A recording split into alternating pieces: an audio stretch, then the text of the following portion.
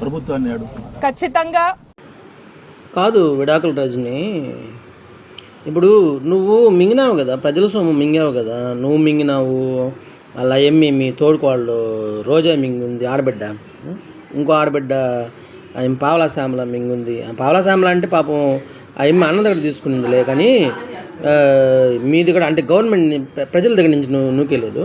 మరి మీరంతా కూడా ప్రజల్ని మింగి తీసుకున్నారు కదా లక్షల కోట్లు. వాటిల్లో 1 లక్ష రూపాయలు లేకపోతే 2 లక్షలు 3 లక్షలన్నా ఇవ్వచ్చు కదా మునమాబుదానా. పెళ్ళిలే పెటాకులే ఏమీలే, సొసైటీలో వెల్ఫేర్ సంథింగ్ అంటారే, ఆ విధంగా ఇడిసిపెట్టేసి తిరిగే మనుషుల్లో నువ్వు ఒకదానివి. నువ్వు మాట్లాడుతున్నావు కూటమి గురించా? ఎన్న పీతి కాలంలో తలపెట్టి చచ్చిపోండి మీరు, ఎందుకు మీరే దరిద్రపు మండలు చేరినారా?